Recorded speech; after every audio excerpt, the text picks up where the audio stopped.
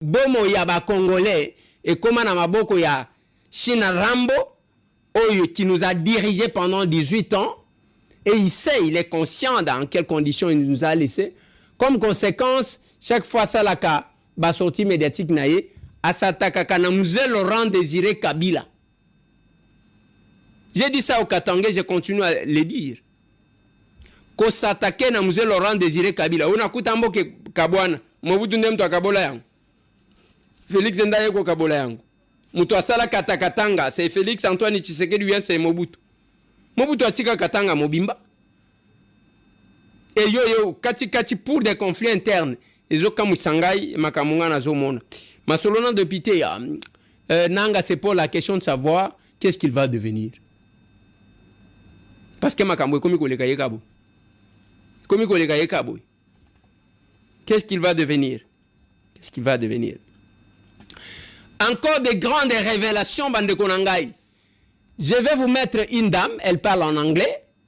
Bokoyo kaba société belé zana Kinshasa, na ba pourcentage oyo kabila zanango dans chacune des sociétés. Oyo boko comprendre comment ces sociétés-là, tout en étant des fois couvertes, na quelques dignitaires ya régime na biso oyo, mais bazali ko financer la rébellion. Ngate na lobi bako tchela bino quelques extraits.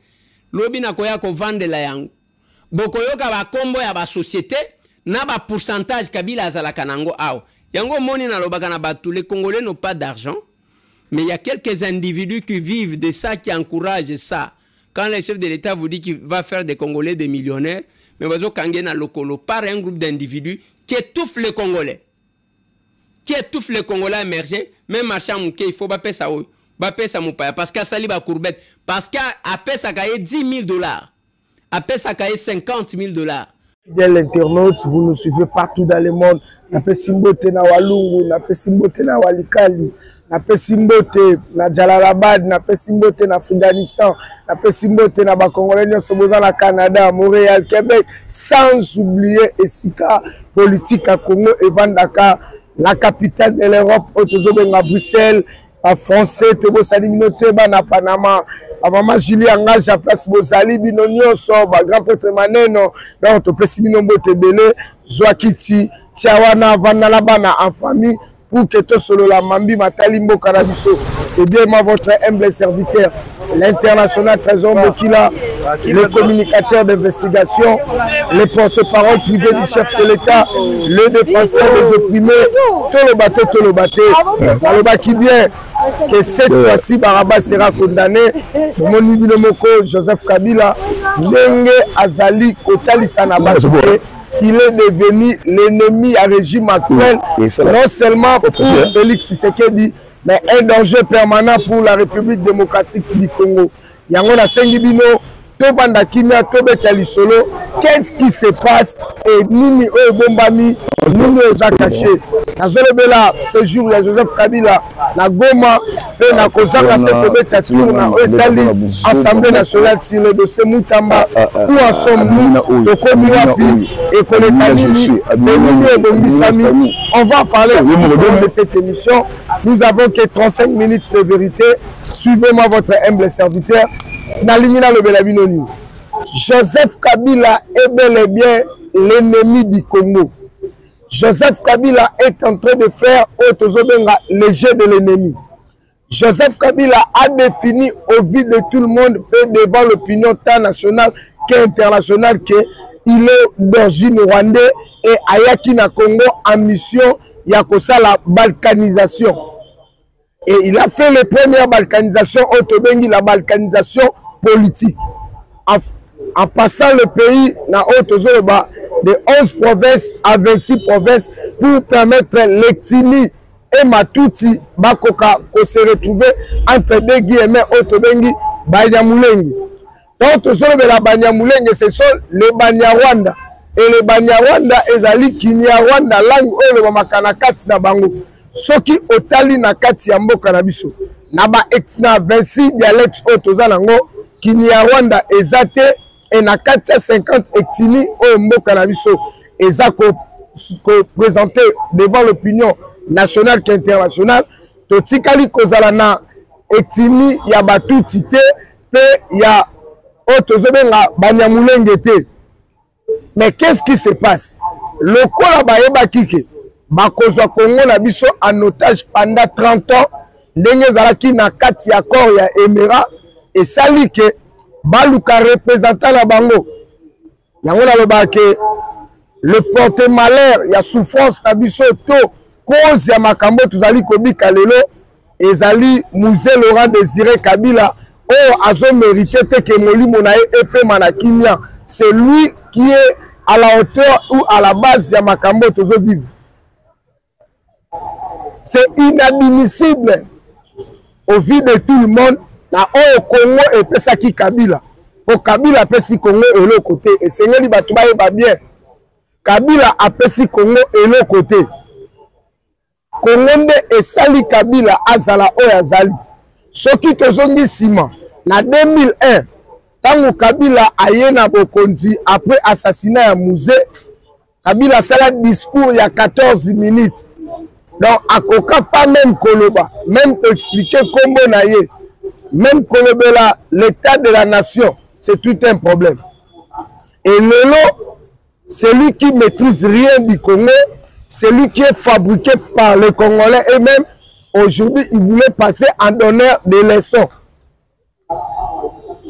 Il y a une grande différence entre la gestion de Félix Tshisekedi et celle de Joseph Kabila par rapport à la gouvernance à Memé Libiso. Ce qu'on a dit Félix Tshisekedi bien, gouvernance est basée sur l'intérêt général autobengi le principe du sacro-saint. Et quand on parle du principe du sacro-saint, les principes sont caractérisés pour l'intérêt du peuple. Yango qui tant ozo qui pouvoir na oya après passation ya pouvoir civilisé na oya na kobima na pour atala ba locaux ya palais de la nation peuple a rappelé qui est que Félix papa lobaki le peuple d'abord. Yango wana to bengi le principe du sacro-saint. Et le principe du sacro-saint est principe oyo ce que vandi bien et que n'a d'intérêt personnel té d'intérêt égoïste et d'intérêt général au bénéfice ya batunios. Mais Kolanda Joseph Kabila na allocution na ye, Kolanda Joseph Kabila na position o yazui ezali le deuxième voix au tobengi ya AFDLD. Pourquoi? Azuba mercenaire roumain Joseph Kabila Azuba mercenaire rwandais au Bakotisaki parce que Joseph Kabila a quitté Swaziland pour venir via Kigali, Kampala. Asali discours na kati ya Kampala au tobengi mboka ya Uganda. Mais discours est diffusé par des Rwandais na chaîne nationale rwandais. Et ngaïté ezali docteur Mukwege a expliqué après si raison à Félix Tshisekedi à Kolobaye que Joseph Kabila est un Rwandais qui fait le jeu du Rwanda pour la balkanisation du Congo du parti Est. Et loko Kabila zoluka ayebi ki akokoma Kinshasa te, akokoma Équateur te, akokoma Bandundu te, akokoma pe otozobenga Kisangani te, akokoma pe na Katanga te. Kabila zoluka kaka la balkanisation à parti Est otobengi la République fédérale ya Kivu ezangate. Ezali Olivier Kamitetu qui a expliqué. Alors, mieux vaut la fédéralisme plutôt que l'unitariste. En Mobutu nous a légué l'unité en disant que papa bo moko, maman bo moko. Et notre dénominateur commun, mes très chers téléspectateurs, c'est le Congo. Et je tiens à ouvrir un petit parenthèse à Kolobaye que c'est pour la première fois depuis que Congo et Congo, je mets quiconque en défi, que toute la nation et celle de la diaspora et celle autre dans la Katia Mabele à Congo, il ne se besoin Libanda, la patrie. Donc, la Quand Joseph Kabila, on parlait que de communautés. Nous, les ressortissants, cela justifie que le pays était déjà divisé et ce sont des signes de fédéralisme. C'est ce qui se fait à l'époque de Bachomé, la sécession de Katangé. La sécession de Katanga, c'était le fédéralisme. Or, le fédéralisme divise, mais tandis que l'unitarisme limité nous rassemble. Parce que ce qui nous unit, c'est le Congo. Nous avons qu'un seul dénominateur commun, c'est le Congo. Et Joseph Kabila doit beaucoup plus comprendre. Le temps ne se ressemble pas, pardon. Donc, Batang le Kokanakate, l'histoire et le récit du passé. Nous savons ce que lui a fait et ce qu'il a laissé pour le Congo et ce que lui a gagné. Entre le Congo et Kabila, c'est Kabila qui a gagné plus que le Congo. Ezangate, Ezali, Arish, Djaktani, Tentani, Mukolo, Ashiji, Mukolo, Service Air, Mukolo, cinquantenaire, Mukolo, Pitala, Mamaye, Mo, Batongi, Awa, Mukolo, Robank, actionnaire dans Robank. Donc, il est en tout à créer ma société ébélée. Même il y a une infrastructure. Comment nous avons des sociétés où elles allaient réputées, au vu de tout le monde, léguées par nos pères de l'indépendance via nos colonisateurs. Il y a office de route. Il y a aussi OVD, aux estrades à l'époque. Aujourd'hui, Kabila y a abonnement office de route, abonnement OVD, on a comme ça la ACGT par rapport il y a intérêt masqué, il y a programme autosobenga, il y a Sikomi. On le lot bango baliba comme ba donner des leçons na dossier à Sikomi. Là, je tiens sincèrement à féliciter Ndeko Jules Aligné Teken. C'est lui qui a sauvé le Congo sur la patrouille financière, la gestion financière, il y a projet Sikomi. Il y avait des sommes entre les clubs d'amis. Le pays était dirigé à l'époque de Joseph Kabila comme un club d'amis. Aujourd'hui, l'Assemblée nationale est devenue un vrai temple de la démocratie dont la liberté d'expression est garantie à travers Félix Tshisekedi. Un soi-disant allié, ancien péperdien, aujourd'hui il dirige l'Assemblée nationale. Et à son diriger, il y a la présence des hommes forts et des députés du parti présidentiel qui s'inclinent par rapport à sa façon de diriger. C'est ça, un pays de droit. C'est ça, respecter le principe de droit. Et Félix Tshisekedi à la caca, que na Bokondinaye, il n'y aura pas des intouchables. Na Bokondia Félix, que sommes forts Bakozalate. Aujourd'hui, un ministre en fonction est interpellé par la justice. Aujourd'hui, un directeur de cabinet Azala arrêté, appréhendé par des services compétents pour être jugé et traduit à la prison. Pour te dire que l'analyse qu'on est en train de faire, c'est juste éclairer l'opinion nationale et internationale de ce que l'ennemi du Congo, M. Hippolyte Kazemere Kabila, alias Kabila, oye azolobela. Na lini batuba comme on elo komoko. Eza bisote. Eza bango moko bakambi. Ba ebazo kama o baza pe na kati ya institution. Tolandi Ndeko général Ephraim que je salue sa bravoure et son engagement étant le vrai soldat qui défend notre couleur nationale.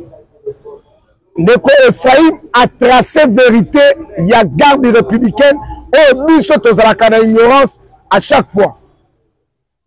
À son règne, Joseph Kabila n'a jamais, je dis bien, n'a jamais formé de soldats. Mais il y a eu infiltration, il y a eu brassage et il y a eu mixage. Mais aujourd'hui, À travers son allocution de 45 minutes, Joseph Kabila s'est référé de l'armée qu'il n'a jamais formée, de l'armée que lui, il a infiltrée à travers le groupe Maïmaï, la CNDP, le mouvement rebelle, au lelo, Moutouazalaki, général, au bas petit, Azalaki Djenne, Azalaki Djenne, na Kulina, ya machette, mais ya Mounouki, na rébellion, lelo, yé a commis, au Tozobenga, général, il y a armée régulière. Et Tikala Kosala ma tête depuis Congo Zala Congo. Et comment expliquer l'armée que toi tu as rejetée, l'armée que toi tu as infiltrée, aujourd'hui l'Ungo Betelango. On a constaté que Joseph Kabila oso maîtriser ma cambo oso salate, plus loin encore, quand un centre de recyclage. Il y a Rumanga aussi quand on zala qui pona kotala ba mercenaires ba kitela ki yo zala qui accompagné na otozobenga ba mercenaires roumains.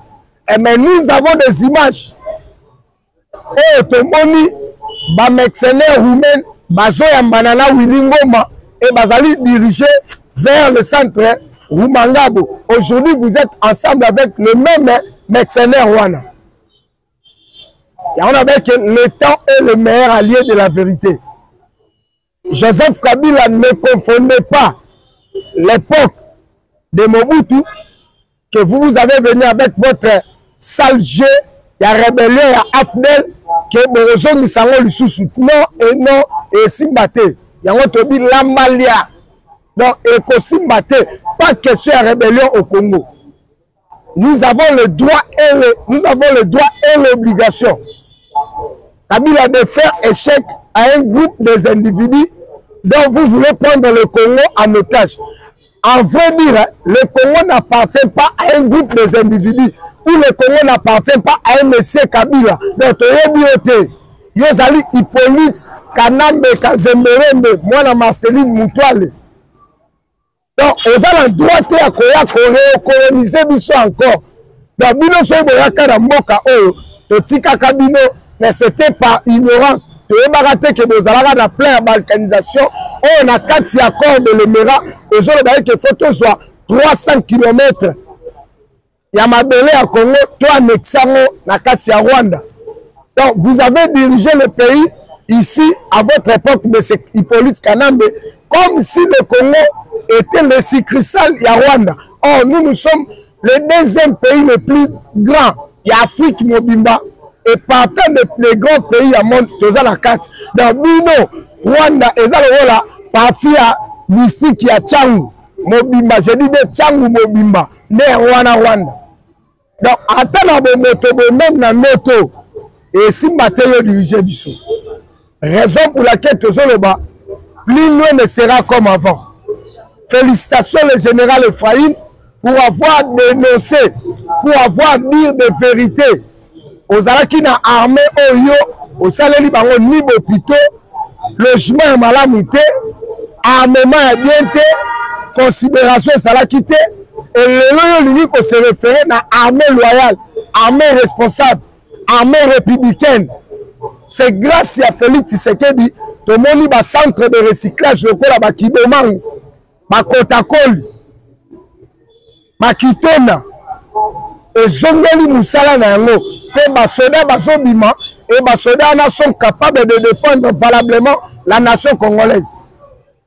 Une armée qui est infiltrée, yo, au gagné guerre ndengeni. Au gagné guerre, mais yo bache la corne pause. En 2013, bache li pause parce que au yeba que plan na ezali, il est difficile à franchir 2016. Alors le coup de qui na carte. Il y a comme ma rébellion, il y a Afdel Bis dans le Congo, mais vous avez accepté de négocier avec CNDP, avec le Maïmaï, pour que Oya o mixé bango na katia armée na biso. Alors tant que je l'ai quoi là, je demande à M. Hippolyte Kanambe alias Kabila, au Kokako faire comprendre biso. Et l'on commune ya malamu au Congola ko retenir pas na yo. À terre moukié. Ma société nous sont au Mobutu Atikaki à l'époque, il y a Belge, o Mobutu ayaki pa façonner bakisi yo boma yango obotola ba licence nango o créer ba biloko oyo et renda l'homme le plus fort du monde. Aujourd'hui, M. Kabila voulait passer en donneur de leçons. Non, M. Kabila ne confondait pas l'époque. Osons confondre l'époque, il y a Afdel, na époque Otoza. Nous sommes au 21e siècle, donc il y a la vitesse de 5G, vitesse à 5G Internet, donc le tout est contrôlé. Na regretté, il y a un autre chose qui va bien bolimiser, mais bon supporter là. Batu bazo déranger mbo cannabiso, et ça 3 classes dans l'Ikutang. Soi-disant société civile, soi-disant ma religieux, ma politicien. Donc, il y a une importance, il y a patrie. Bino ba bezana goma ba clergé, ba berger à l'église, les hommes de Dieu au Kabila Yambi, vous avez craché la mémoire, il y a ba fidèle na bino oyo Hippolyte Kanambe abomi à travers Corneille Nanga. Mais à Yesu koko alingi a continuer comme batu ya Goma. Qui ignore qu'il y a eu des carnages, il y a eu des tueries, oyo, Corneille Nanga, sous commandement de Joseph Kabila, bazo kota na bopito, bazo kota na l'église, bazo kota na l'école, pour na kozwa batu, kokanga bango, kokota bango na rébellion, pour ba servir ba Rwandais. Et lelo, même si Kanzambe alo la likolo, le Dieu créateur, place Azali, Azali d'accord na ma confession religieuse Yambo Kanabisote. À l'exception, dans le Bible, il y a animé le patriotisme. Ozo Benlama, Motonanzambe, Mozo soutenu Moutou Azako Bomabatu. Ozo Benlama, défenseur, il y a peuple membre de la société civile, mais aucun qui collabore avec Kabila. Donc Kabila a vendu le corps, a vendu le Azope Sabino d'orientation. À sa qualité, ton la qualité nini. Parce que Kabila est devenu un simple monsieur. Ce qui manque de ça, il faut attirer dans ma camusous. Mais Babino, soi-disant, il y a Goma. Donc je comprends quelque part que souffrance y a peuple à Goma, que à Bukavu, et ça, ma boko ya, ma clergé, il y a l'église à Goma, na Bukavu, et na société civile, y compris d'autres leaders d'opinion au Bozana Bango. Vous connaissez quelque chose qui se passe à chaque fois. Voilà pourquoi, personnellement, je tiens sincèrement à condamner cet acte, la trahison. Et je demande, dans ma service compétent, Bafongola, Otozali, ma poursuite judiciaire, par rapport à la Batunio, son Obakei, au concité Kabila, pour la Koluka, qu'on détruit le Congo. Et Tikala Kosa la matin depuis que le monde. Donc, j'ai eu à échanger avec un monsieur de l'étranger, ya Bamboka Bapaya. Abinanga bino moko ba Congolais bondimaka souffrance. Donc, Kabila zo bomabiso, soit-disant banganga nzambe bake koluka okuta na ye. Boke kokuta na ye na lisolo nini. Alobi boke kokuta na ye na lisolo nini. Parce que encore il a déjà dirigé pendant 18 ans. Et l'on connaît à Bungaki, tout l'on connaît à Rataki Kosala, on a préféré ça dans le Siko. Donc, à notre terme, nous avons compris que ceux qui nous allaient le monde à Libou, et comme ils combattent la moutou, et même à la folie. Donc, folie, on te commis dans l'eau. Nous avons se ressaisir pour sauver notre patrie, pour sauver notre nation. Bateau à Goma, bateau à Bukavu, bon tellement, bon condamné, bateau ne se pas allé complice, on va aller accompagner Kabila à la salle des zones, dans la salle générale. Il y a qu'on détruit le Congo. Nous avons qu'un seul héritage légué par nos pères de l'indépendance, c'est le Congo. Aujourd'hui, celui Congo est saté, aux Arabes. Bon, t'as la même botambola, la bakoli. Na mitu basaki bilamba bana na maboko ba mousse na mikongo pona koluka sika kokima to sika kolala to sika kozwa kimia. Mais ce sont Kabila, ce sont ces gens-là oh bazok de vers Kabila ce sont Kabila mais azali ko Kabila c'est Kabila plutôt bolimbisa c'est monsieur Kabila qui est à l'auteur de tout ce qui se passe à l'est. Il est en train de chercher l'intérêt des Rwandais. Aujourd'hui, voyons comment les Rwandais sont en train de manipuler le peuple de Goma. Sont en train de manipuler le Mutoto à Goma.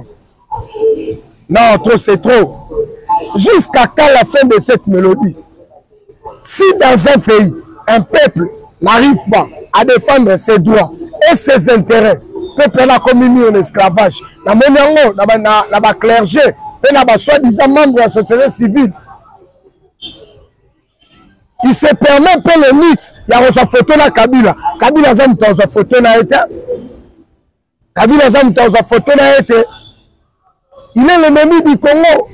Paul Kagame connaissant que rien n'est comme une souka pour protéger un peu, pour chercher la clémence de la communauté internationale, il a pris Kabila et le plaça devant le mouvement rebelle. Il y a M23 bar AFC. Pourquoi? Ayez bien que les Américains ne soutiennent pas le groupe des individus, les Américains ne soutiennent pas Otozobenga bar rebelle. Je dis coup de chapeau à Fatou Beton avec son bravoure et son intelligence élevée. Ayeba on a permettre États-Unis à respecter l'accord Nabiso. Kabila Félix Tshisekedi a fait que voter une loi la 4e Assemblée nationale sur l'antiterrorisme contre le Congo. Voilà caméra zala distrait et Lelo Kagame est rattrapé par son propre piège. Dans la communauté internationale, à l'occurrence, il y a États-Unis d'Amérique, donc qui jamais qu'on négocie na ba M23 to vanda mais ça moko. Pour loin mot quand chose reconnaître bangoté. Le gouvernement américain à travers charte, il y a gouvernement américain vis-à-vis la Sénat américain, bah qu'on jamais pour collaborer na ba terroriste. Il y a un moment où Joseph Kabila a des difficultés. Maintenant, il est en train de user de tout son moyen. À Tchembongo, nous sommes bomba na ba cave. Il y a autre zobenga ba résidence na ye, to ba ferme na ye, on a koluka kobimisa a sauver image na ye.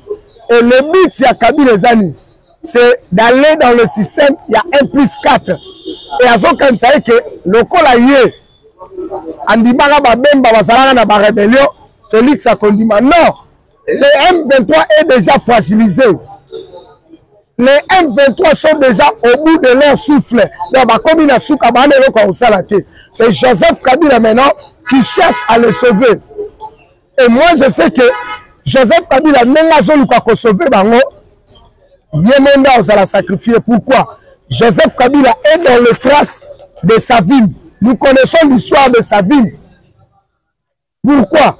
Ils ont peur, il y a accord du siècle qui sera bientôt signé Awa, na Katia, mois de juin, au Tozokota dans quelques jours.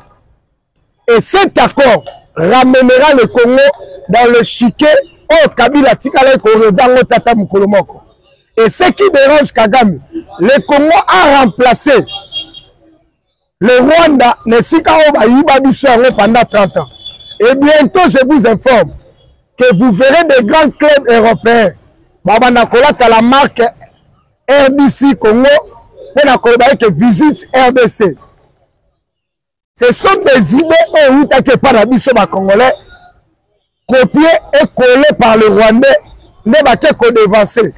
Il y a un moment la dernier réglage entre gouvernement Trump à travers le secrétariat d'État américain en charge des questions africaines m'a parlé l'accord qui va être signé, ça sera respecté dans son entièreté et il y aura des investissements dans l'entreprise minière américaine et des multimilliardaires américains investis dans le domaine minier, bakoya kocha ko implanter ba société na bango na Congo.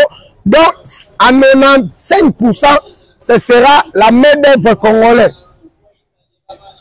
Pourquoi? Kabila comprenant toutes ces choses voulait changer maintenant le narratif Yabitumba koluka kokomisa bitumba na biso d'une manière congolaise. Kagame connaissant toutes ces choses, à travers le principe de l'accord, à travers l'accord du principe, akokoka susu ko attaquer bisoté. Et pour akoka biso mabo côté, parce que dans le principe de l'accord, il y a ce qu'on appelle le respect de l'intégrité territoriale et de la souveraineté. Donc, bango si ba signé ki yango. Le 2 mai, ba signé yango. Et le 15 mai au Utikoleka. Le 15 mai, c'était l'examen. Et le 21 mai, troisième phase, c'était la finalisation du projet de paix entre la RDC et la République du Rwanda. Maintenant, Kagame connaissant toutes ces choses, que le 15 juin, et vous allez remettre Félix trophée de paix, trophée d'honneur, la fin de tout hostilité au Rwanda Zali Koluka na mboka na biso. Et pour changer un peu le sens ya bitumba ya Rwanda, nomoni Joseph Kabila s'est accaparé parce qu'azali na la double casquette, azali na nationalité congolaise où ils ont requis par l'article 10 de la constitution na biso que ata ozana origine mususu mais soko ozana Congo ozana possibilité ya koloba que oza congolais na tozali kobela makambo tali la congolité bango je m'excuse babandi koluka ko changer façon ko bimbisa biso yango moni Kabila voulait s'accaparer que comme si c'est les Congolais eux-mêmes qui sont en train de se battre. Yango moni avant Akita Goma Kabila a fait ça qui mongo na ba opposant la biso Martin Fayulu, Jean-Marc Kaboul, Denis Sanga, Moïse Katumbi, Jean-Pierre Vwemba, na Otozobe la Franck Dongo, Claudel Lubaya, les mêmes consultations Oya Salaki na Windhoek na Namibie, yango lingi a répondre na Goma pour batalisa na soi-disant communauté internationale. Ce n'est pas le Rwandais, mais ce sont eux-mêmes les Congolais qui se battent. Entre parenthèses, je voulais un peu citer les démarches Yasenko. C'était la deuxième voie où Kabila avait opté pour faciliter le dialogue congolais et congolo. Alors, Félix Tshisekedi, connaissant que la Senko, les soi-disant opposants et le M23, ce sont les pantins de Joseph Kabila, Aligna qui peut dialoguer n'a été. À quel directement de dialoguer dans Qatar, na le mythe du Qatar, qui sera aussi présent dans les jours qui viennent, le 15 juin, la Katia Washington, pour écouter et être témoin des fins des hostilités et aussi là, que ça, la Katia Congo, et le retrait des troupes rwandais au Kobima et Moutako de Raja Kozala Souté. C'est maintenant les États-Unis prendra toutes les dispositions sécuritaires. Il y a Kocha, ma Blackwater, ma force spéciale, et ma Koya s'installer pour sécuriser la partie est de la République démocratique du Congo selon les accords tels que cela a été déjà défini. Paul Kagame et Apollo, connaissant toutes ces choses-là, il y a un la Moussala na Kabila a tiré la terrain. Or, Bakulu Tubazole Babou. Lorsque Bozobe Tabal, fétichisme et ça la robomba, mais ce qui n'a pas kobomba, aya côté na terrain, a comme joueur, match et Simba Souté. Yeba que match comme na Souka et le Kamalamo Rosalate.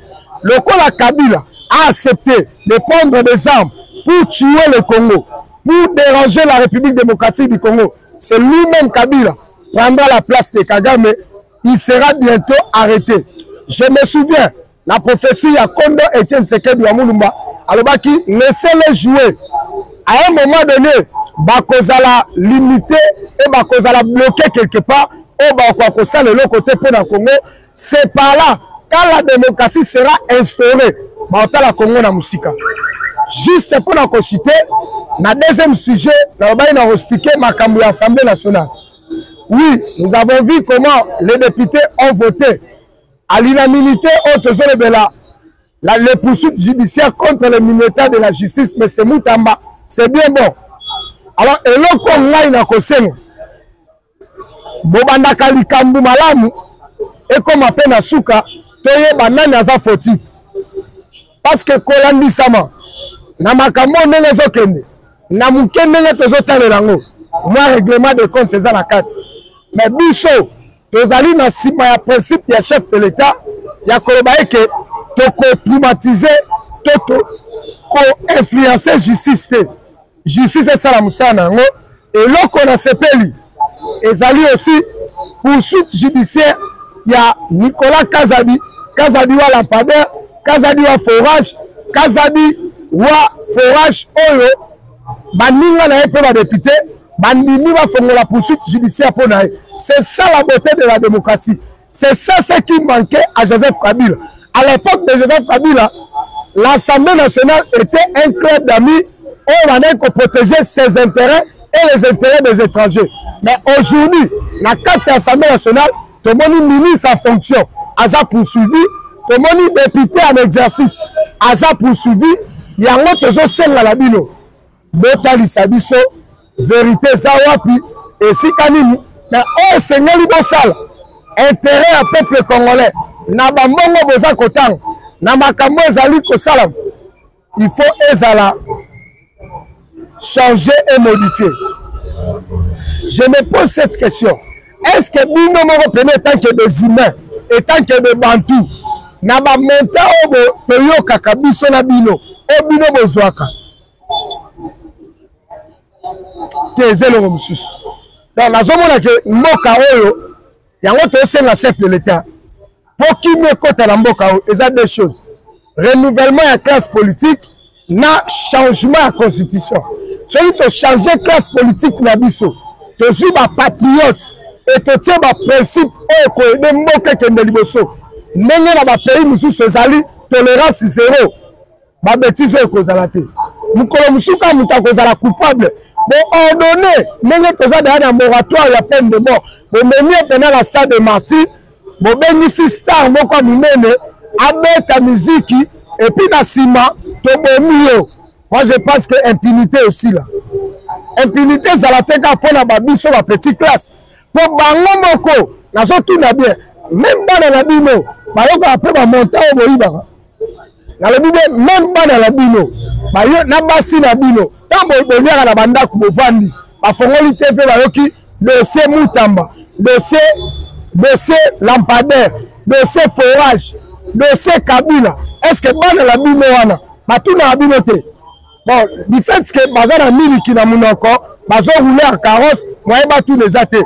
Biso tozali ba exposé de la République, biso to bima recouffer la mboka, ça nous fait très mal. Où est le combat de Lumumba? Où est le combat de Tchen Tseked? Où est le combat du prophète majeur Otozoben la voulu Zifumukimbangu Yabanombe? Ça c'est quel niveau de justice?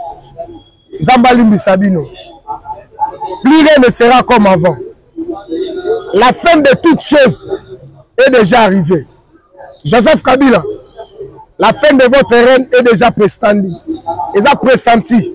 Bientôt au Tikabiso. Bientôt on rejoindre Moussé le roi Désiré Kabila. Bientôt on rejoindre Pépé Kalé.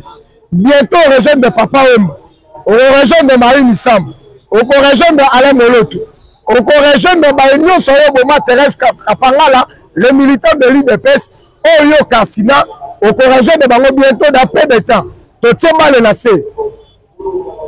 C'était moi votre humble serviteur, l'international Trésor Mokila, le communicateur d'investigation.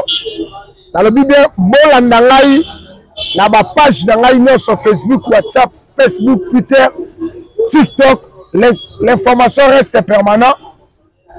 Bon, on a plus 243 82 24 46 445. Alors, plus 243 82 24 46 445. C'est mon numéro en permanent. Botine de la suggestion, botine de la remarque, surtout la fuite de l'information. Biso tozo musala à Koloba.